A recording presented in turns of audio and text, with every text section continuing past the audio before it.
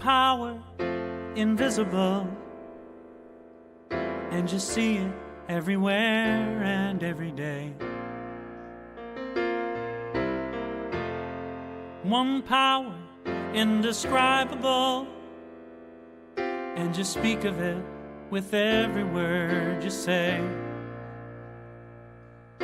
Mysterious until you know the truth, as simple as the love inside of you. Call it God, call it Spirit, call it Jesus, call it Lord, call it Buddha, Baha'u'llah, angels' wings or heaven's door. But whatever name you give it, it's all one power, can't you see? It's the power of the love in you and me. One power, one power. All right, good morning. And such is the nature of life that all it asks and all it wants is the opportunity to appear. You are that opportunity, and so am I, and so it is. Welcome, everyone, to CSL Midtown, coming to you this morning from Atlanta, Georgia. And we are so glad that you have joined us today. We welcome all people, no matter who you are or where you are in your life. We welcome all those who are listening online, either live now or on our recording. Our center reflects the beautiful, diverse tapestry of life. And so everyone is part of that beauty. So we welcome you, whoever you are and whatever path brought you to be here today. Know that you are in the right place. Know that you are an individual expression of the divine life in which we all live. You are welcome to participate here today and to become a part of this community. And we hope those of you who are watching our broadcast on a social media platform such as Facebook or YouTube will like and share this with your friends. For a better understanding of who we are and what we teach, let's listen now to our Declaration of Principles as written by our founder, Dr. Ernest Holmes. A few of the Declaration of Principles we live by. I believe in one God, one absolute power, and first cause to all things. I believe that this power is perfect love, and it creates out of a desire to express love. I believe all thought is creative, and how I choose to think creates my personal experience. I believe in the unity of all life, and the immortality of the individual soul forever unfolding. I believe in the eternal goodness, the eternal loving kindness, and the eternal givingness of God to all. And so it is. So grateful, hey. All right, my name is Judy Aehle, and I'm the moderator and practitioner for today's service. And today we are continuing our monthly theme of abundance. This week's theme is loaves and fishes, referring to the famous parable in the New Testament. But today's affirmation is God is my abundant source and supply. So today we are talking about how to rise above a life of lack and limitation to a life of abundance. How do we embrace a consciousness of abundance? How do we embody this kind of consciousness? In this season of Thanksgiving and the fall harvest, we embrace a consciousness of plenty, knowing that spirit is our source and our supply, and that there's always plenty of good there. And with childlike faith and a thankful heart, we can have that grand rising into abundance. When we think of Jesus and the story of the loaves and fishes, we would be well to remember that Jesus was not the great exception, but instead, let us think of him as the great example. As even he said that greater works than these shall you do. We possess the infinite potential for creating good, to know that what appears to be impossible is possible. When we commune with the divine presence, all things are possible. We are dealing with the infinite abundance of spirit, the infinite abundance of every good thing. When we move into a mental and heart space, knowing that all things are possible, things happen. Many times, we have been conditioned to believe in a world of lack and limitation. That belief bombards us all the time. It's all around us. But instead, we need to move out of that conditioned belief into knowing and believing that whatever it is that we are asking for can be done. It can be accomplished. This takes faith, the faith that allows us to give thanks in advance for what we've asked for, knowing that infinite possibility exists for us. Another good tool, in addition to being grateful in advance, is to be grateful for the little things, for being grateful for all that we already have, all the goodness that we have in our lives. Then thanks in advance is the next big key to manifesting the abundance of all good things in our lives. We are dealing with an inner presence that does respond to us. There is a law of good that works for us. And when we have this childlike faith without questioning, doubting, or fearing, and give thanks in advance, our supply is multiplied. I leave this part this morning with a quote from Ernest Holmes. When we learn to trust the universe, we shall be happy, prosperous, and well. We must learn to come under that divine government and accept the fact that nature's table is always full. With spirit, with God, all things are possible. Please join me now in a spiritual mind treatment or affirmative prayer, and this will be followed by music for reflection. So just get yourself to a nice, comfortable spot wherever you might be, and allow yourself to let go of any distractions that may be in the place where you are this morning. And just bring your mind, bring your consciousness to this exact moment where we are right here and right now.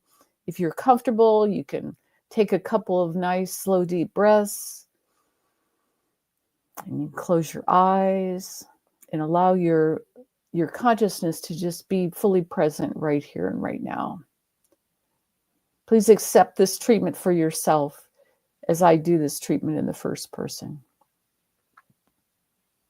I take this time right here and right now to remember and to know that there is only one source, one presence, one supply of all great good. That this presence and this power, this field of energy is all around me. It is everywhere. It is in everything. It is in me. It is around me. It is through me. And I am never separated from it. I know that I'm one with this power and one with this presence of good. I'm one with the supply of infinite possibility of every good thing. And as I know my oneness with this wholeness, with this goodness, with this love, I know that all things are possible for me in my life. That I have at my as my source, this presence and this supply that does supply me with every good thing that I desire, every good thing that is needed for me to live a life of fullness, of joy, of beauty, of hope, of health, of love, of prosperity and goodness of every kind. So I just know that this table before me, this presence, this supply is ever present and it is infinite in its supply. So as I know this, that I attract into my life situations, people, opportunities, possibilities, that the truth of me is that I am a success, that I attract financial well-being into my life, as well as the abundance of every other good thing. Health, loving relationships, fun, beauty, joy, peace. I know that I am always a part of this, that this is a truth of who I am. So I turn away from any ideas that have been conditioned into me about lack or limitation or needing to struggle or strain or work so hard. But instead, I know that the peace of life, the peace of God, the peace of this spirit permeates my soul. And that in truth, that all is well. And that as I state what I am desiring in my life, a life that is full, abundant, joyous, meaningful, fulfilling in every way, that meets my particular needs, my particular personality, my particular situation, that in truth, that all is well. So I just open myself up to this. It is with great faith that I say these words, knowing that they do not return to me empty, knowing that as I give thanks in advance, knowing that all of this is absolutely true and is mine now. So I just know that this is the truth. I release this treatment now, knowing that it is so, and so it is.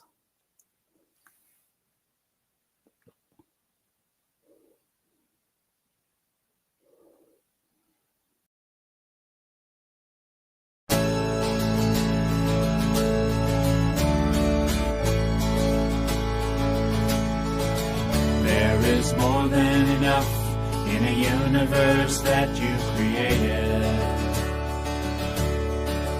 There is more than enough on a planet of sacred design. There is more than enough for humanity made in your image. Why would I worry? Why would I doubt? Why would I ever think I'd go without? Why would I worry? Why would I doubt? Why would I ever think I'd go without? Your infinite love made me, made everything I see, and all that will ever be is your infinite love. Let my soul know the truth, whatever I choose to. Your infinite love will prove more than enough.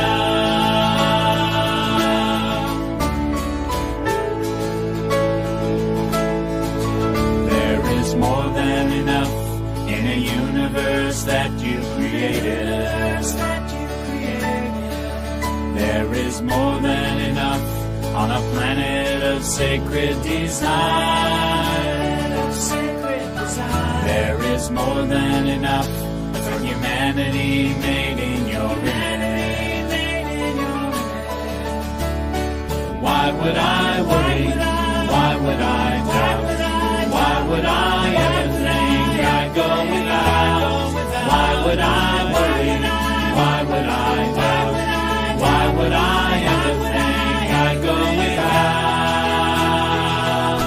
Your infinite love made me, made everything I see, and all that will ever be is your infinite love. Let the world know the truth, whatever we choose to do, your infinite love will prove more than enough.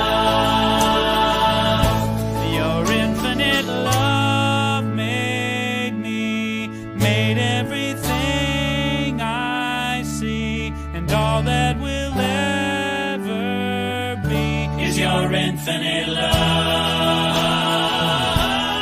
Let the world know the truth, whatever we choose to do, your infinite love will prove more than enough,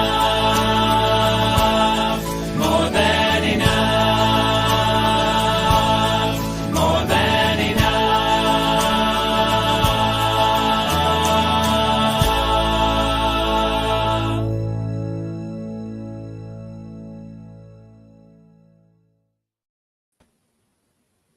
Wow, more than enough.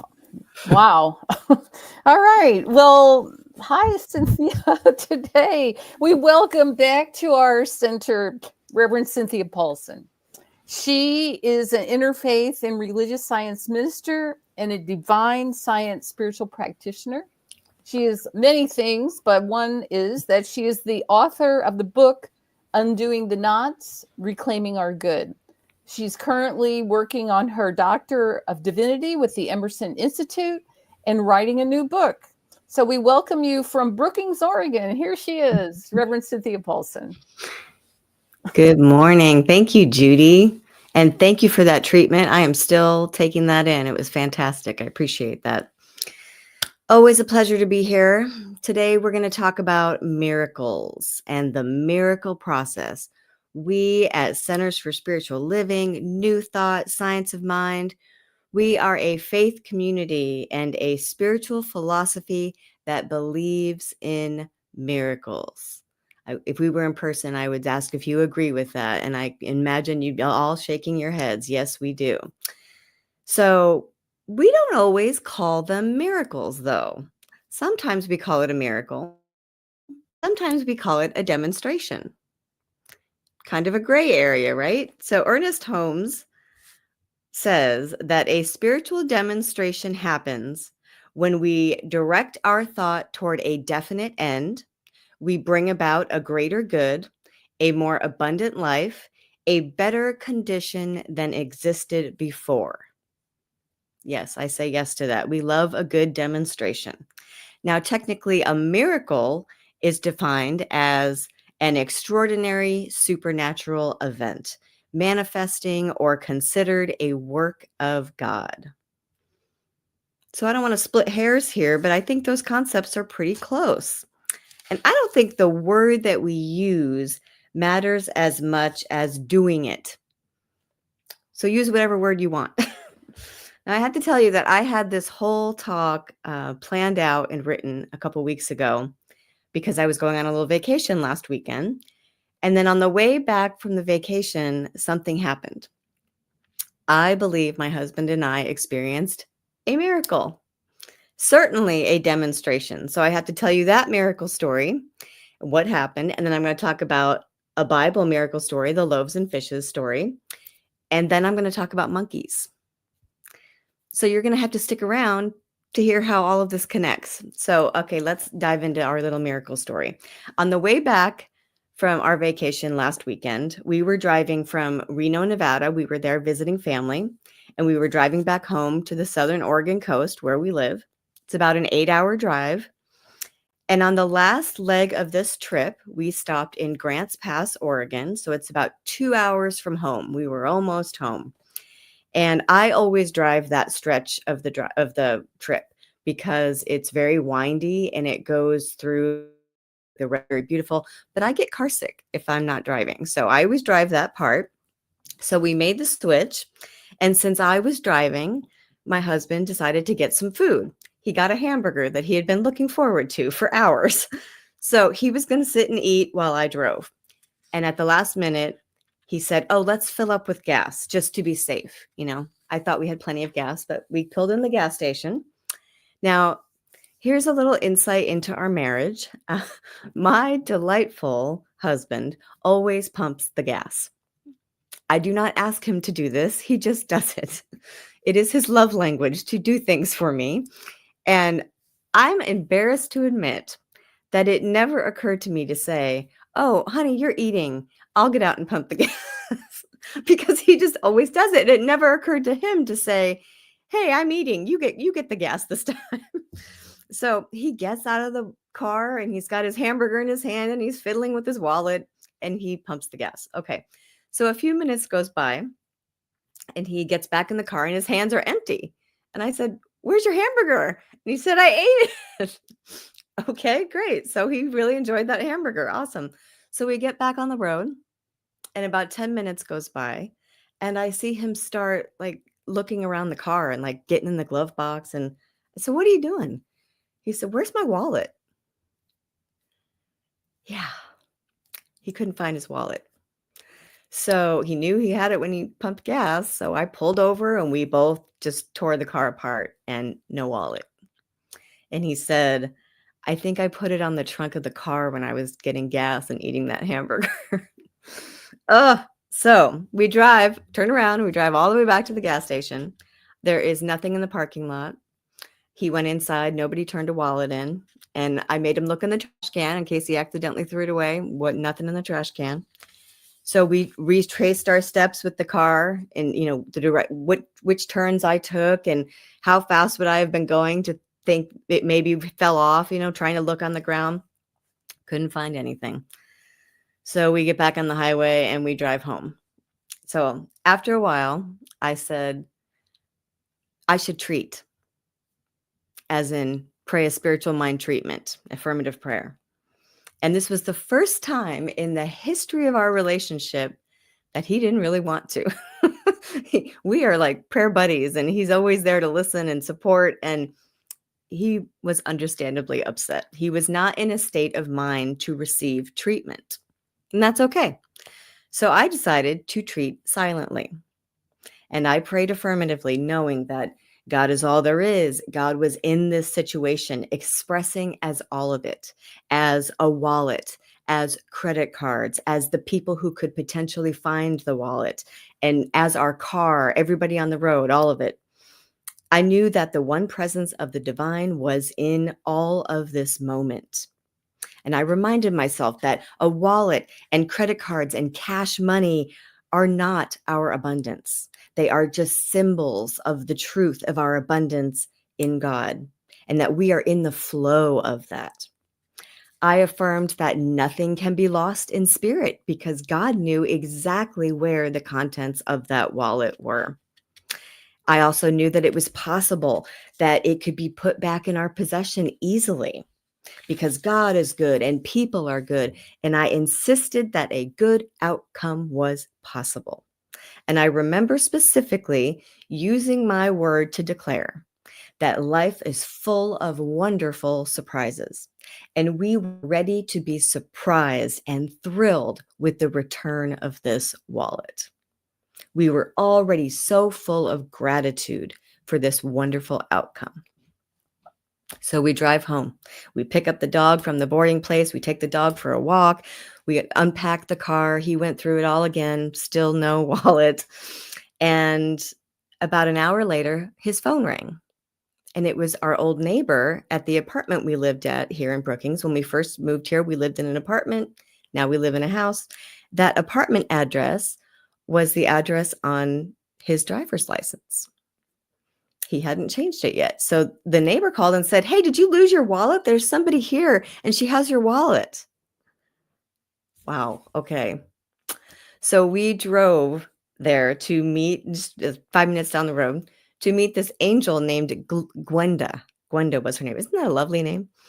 Gwenda said that she had been driving on Highway 199 in Grants Pass and she saw something fall off a car a few cars ahead of her. And this thing got ran over by a few cars. And then she saw cash blowing on the highway. And she realized that that was somebody's wallet. So she pulled over and she saw what she described as a homeless man trying to make his way to the money onto the highway into the wallet. And she said, in her words, not today. Gwenda was quite a character. And so she ran onto the road to collect what we think was all of the cash. We think she got all of it. There was quite a bit. We were on vacation. You know, you always carry more money with you when you're on vacation. Oh, Lord. And so she gets all the cash. She picks up the run over wallet, the broken credit cards that just snap in half when they get run over, it turns out, his bent up driver's license. Gwenda lives in Grants Pass, 2 hours away from us. And she drove all the way to us in pouring rain to Brookings to find him, to give him his wallet. Demonstration? Certainly. Miracle? I say yes.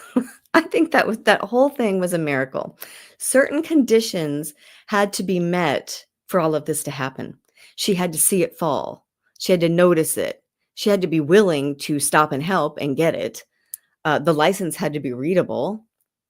and not destroyed, we had to have known our neighbors at our old apartment and be friends with them and have phone numbers. They had to be home. Gwenda had to have reliable transportation and be willing to drive 2 hours through the redwoods for a stranger. We had to be open to the possibility of a scenario like this happening to get the wallet back. Okay, so that's that miracle story. Let's shift into the Bible miracle story, loaves and the fishes, where Jesus feeds the 5,000 people. Certain conditions had to happen as well in that miracle for it to unfold. Now, Judy just reminded us in Science of Mind, New Thought Philosophy, we know Jesus as our great teacher and example, not the great exception. And we like to look at a Jesus miracle kind of methodically, because he told us we can do these things too. So it's worth looking for a technique here. What did he do exactly? What took place? Now, full disclosure, there is a book that does this. It looks to see if there is a method. Whoops, I don't know, kind of a lot of glare. Oops, you can't really see it. It's called The 12 Conditions of a Miracle. And this is what this book does, is it goes through this miracle in the Bible to see what these conditions are, to see if there's a technique. Highly recommend that book. I'm barely scratched the surface of what's in that book. The loaves and fishes story starts with Jesus withdrawing to a solitary place, something enlightened individuals do, right? Like Jesus. They seek an isolated place to be still and quiet their mind. It's good advice for all of us. Seek out a deserted place to pray, meditate, and connect with the divine. Now, you could say that maybe that's step one of this miracle process, to be still and know that I am God. So whatever troubles or perceived lack we are experiencing, we should consider creating an empty space to be alone with it, with our truth about it, for prayer, meditation, and stillness. Now, bouncing back to my miracle story, we had, ironically, the whole road trip been listening to an audiobook called The Awakened Way, Making the Shift to a Divinely Guided Life. Highly recommend that one as well. It's by Suzanne Giesemann. But it had incredible meditations in it that I even commented to my husband, I am really feeling a shift in my consciousness listening to this book. So I was in that connected state right before all of this happened. Okay, back to Jesus. The story says that the crowds of people followed him. So even though he's off praying or meditating, this doesn't irritate him. The fact that people were following him. It says he had compassion for them and he healed them. It's a lot of people, 5,000 people following him. This is his method. You might say that these are his instructions. He's instructing us to behave compassionately, to think of others, to love others and put their needs above our own. Now, I think it's worth noting that this is what he's doing right before this big important miracle or demonstration takes place. Right before the miracle, he is showing selflessness, compassion. So that may be the next step in the miracle process. Todd Michael in that book puts it this way: selflessness is in your own self-interest. When you begin to put the welfare of others ahead of your own dreams will begin to advance with incredible efficiency. That's part of the miracle process. He also says, if you are consistently conscious of others' needs, the universe will be consistently conscious of your needs. If you consistently help others to prosper, the universe will consistently help you to prosper. Selflessness. Let's bounce back to my miracle story. Right before all this happened, my husband was putting my needs first, pumping the gas for me, which he does consistently. Interesting, right? Okay, back to Jesus. So it starts to get late, and the disciples want to send people down to the village to get some food because they're hungry. You got to love the disciples in this story, right? The disciples are not bad people. They are not dumb people. They are just people with a level of consciousness that's a little bit lower than the miracle worker Jesus. They are very human in this story, which means that they are limited in their thinking, like most of us are. They perceive their reality and they take it at face value. It's late. There's no food here. These people are hungry. We got to go. We probably would have said the same thing, but not Jesus. They don't have to leave, he says. Let's just give them something to eat. He has a much simpler solution. If people are hungry, we should just feed them. Jesus is not concerned with the conditions. Jesus is never concerned with the conditions, and I love that about him. He is not worried about the perceived lack of food. He's concerned with solving the problem. But the disciples are focused on their lack. Now, we know as students of New Thought that when we focus on lack, we get more lack. But Jesus, the miracle worker, always uses the supply at hand to the very maximum. If we learn to work with what we have, more will be given to us. So the next step is work with what you've got. There's a quote from Todd Michael that says, use the resources you have at hand carefully, milking every possible bit of use from them. Do this cheerfully, gratefully, and as consistently as possible. So back to my little miracle story. One of the resources that we had in that situation was my practitioner and ministerial training, my prayer skills. And I could have just not treated when my husband didn't want to be on board to listen to that. But then I realized that's the craziest thing ever. I can still treat, I can still pray, I can still use that skill. And that's something that we all have to some degree. You have some understanding of these principles. Everyone can do this. So back to loaves and fishes. Where did the supply come from? It's a little boy, a child who is in the crowd of 5,000 people. He's the one who generously offers what little bit he has to the disciples to feed everyone with the innocence and trust of a child. I mean, can't you just imagine a little kid just standing up and saying, oh, I have food. I can feed everyone here, and just not even realizing there's a lot of people there.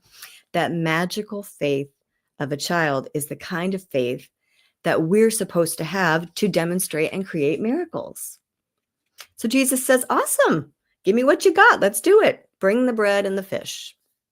And this is where the story gets juicy and it starts moving quickly. The next steps come fast, and they are ground, expect, visualize. Jesus tells the crowd of hungry people to sit down on the grass. And we may not think much of it. That's not important. But grass is on the ground. And when you sit down on the ground, you get grounded, right? We've all heard of grounding. That's a real thing. It means that you are present in your body and you are connected with the earth. You feel centered and balanced when you ground, no matter what's going on around you. So get this. In my little miracle story, I truly believe that I was grounding myself with my breath. That is another method to ground, is focusing on your breath. Because right before I prayed that affirmative prayer, I was practicing the deep breathing exercises and techniques that were in the book that we had been listening to. Very interesting. Next step is to expect. Jesus directs these people to sit down and expect to be fed, to get ready to eat. Now, in a subtle way, he's asking them to change their expectation from hunger and lack to an expectation and belief that they're about to be fed. So in terms of making our own miracles, we really need to look at what we're expecting. We have to expect the outcome we wish to see, which can mean a complete shift in our thinking and in our believing. In my miracle, I prayed and expected to be surprised by a good outcome. For some reason, the element of surprise was the thing that I really latched onto, and we were very surprised. Back to Jesus. He takes the 5 loaves and the 2 fish. He pauses and, quote, looks up to heaven. That's what the scripture says, which we know isn't like God in the sky duality stuff. He is focusing his attention on the source, capital S source, God, where all resources originate. Jesus pauses to visualize. He knows form follows thought. So grounding, expecting, visualizing. Then, of course, Jesus gave thanks and broke the loaves. He gives thanks and blesses the bread. He is not whining about how it's just a little bit of bread. He probably said something like, this supply is perfect. It is abundant in quality, and it is exquisite. No, I said that wrong. Abundant in quantity and exquisite in quality. Now, I know that that's putting words in the mouth of Jesus. But when we verbally affirm our good, we work to facilitate the miracle process. So that's what I imagine he probably did, was declare the goodness of this supply. Even in the midst of our problems, in the midst of our perceived lack, we can still be grateful. Gratitude is absolutely a step in the miracle process. It's a step in spiritual mind treatment. And in my story, honestly, I gave thanks and was grateful that my husband even had a wallet to lose. That's a weird thing to be grateful for. But you know what? There's plenty of people out there that maybe don't even have a wallet. I was grateful in advance, as Judy mentioned, for receiving the wallet back. So the people eat and they are satisfied. That is what the scripture says. They received. Receiving is part of the miracle process. How often do we pray and ask Spirit to provide, but then we kind of fail to prepare ourselves to collect the abundance that will appear? That's part of this. We forget to get ready for our good to appear. When we make a miracle, we have to be willing to accept it, willing to let it joyfully fill us and satisfy us. The last part of the miracle, which is often overlooked, is that after everybody ate, there were leftovers. 5,000 people, and there were leftovers. 12 basketfuls of leftovers, of broken pieces. The miracle is completed. The unused supply is gathered up and not wasted.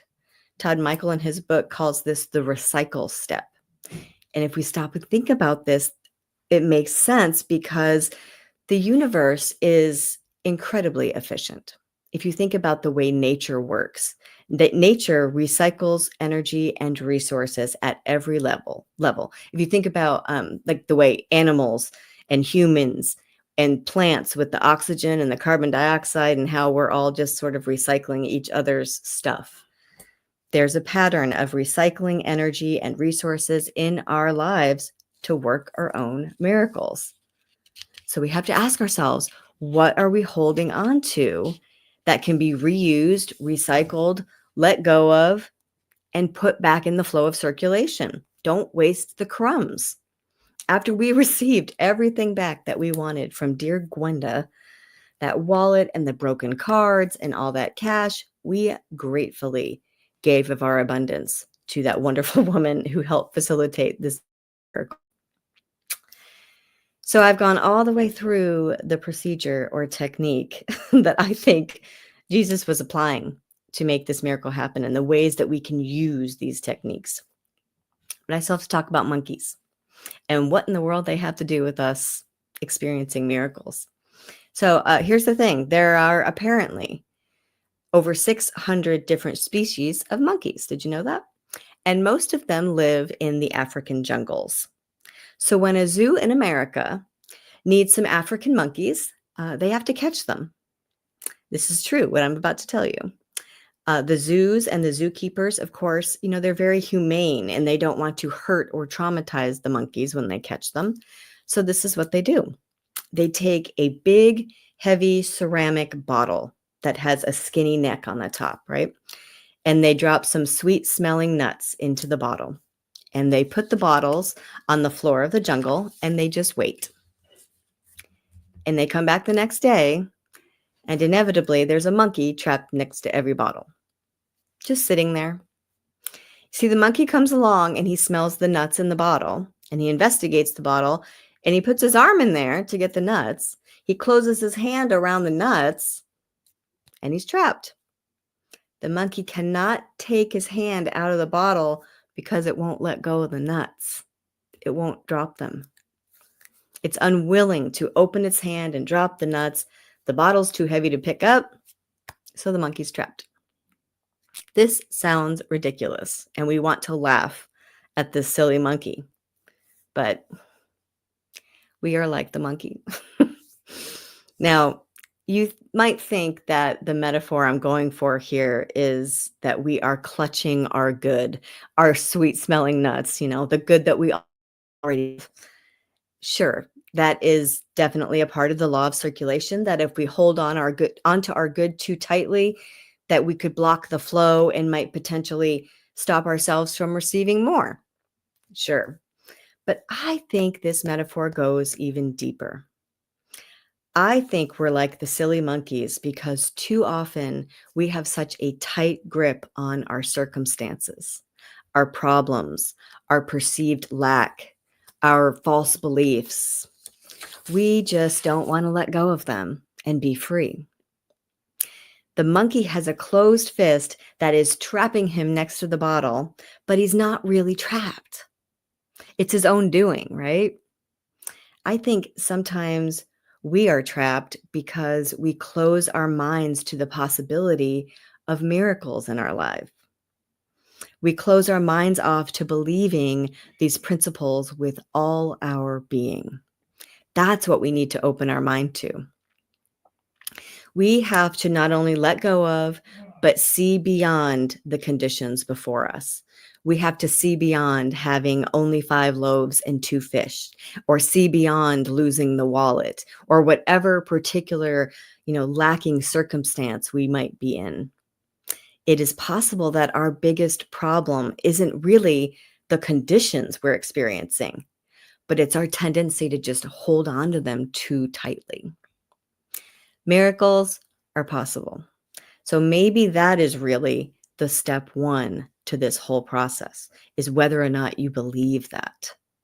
That's how I started this talk, was reminding you that, Centers for Spiritual Living, Science of Mind, New Thought is a spiritual philosophy and faith community that believes in miracles.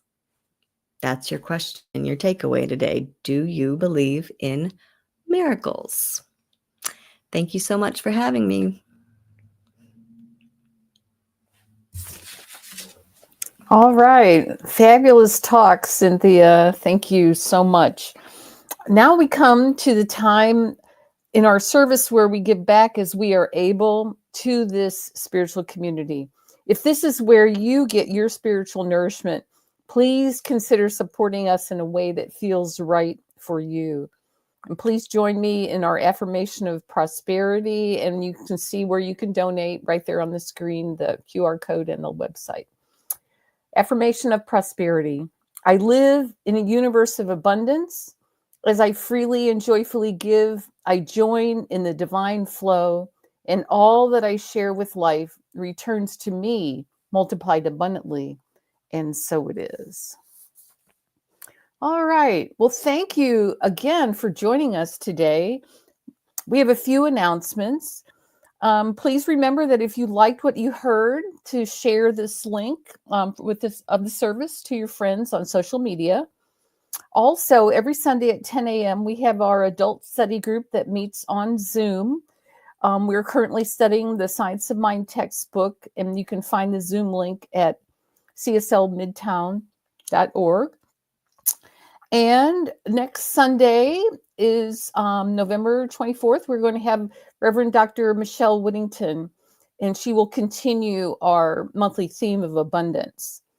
CSL Midtown is pleased to be able to continue providing our community with excellent Sunday speakers from all over the country. And we've really enjoyed hearing these messages and look forward to many more of the same high quality speakers. And we hope that you will spread the news about our great Sunday speakers to your friends and family. The first Sunday of each month, we have our monthly in-person service, followed by our potluck. And you can find out more information about that at cslmidtown.org. And I'll just add a little note here. The first Sunday in December, we're going to welcome Reverend Dr. Bob Dean back for a special in-person service. So we look forward to that. We have all, you may be wondering if we will ever have a senior minister again for CSL Midtown. And please just know that at the present moment, we require greater financial support from our community to allow that to happen from the universe. So we're open to that. We are moving toward that goal, and just know that there are a lot of steps, it appears, to get there, but we are in that process.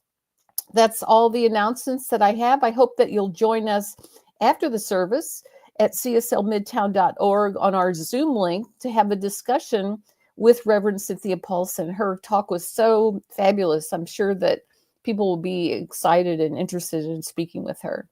All right, that concludes our service. Please join me in the closing affirmation of life. I leave this place now knowing something better than I knew before. I go forth into the world with a heart full of love and a mind full of good sense. I look at the world in a greater way, knowing that I have within me everything I need to create the life I desire. I give thanks for this understanding, and I am grateful for the spirit of life that lives through me, and so it is. See y'all next week. Bye. Happy Thanksgiving.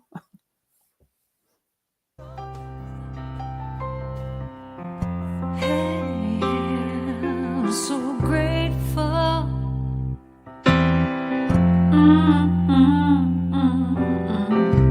I'm so grateful. I'm so grateful.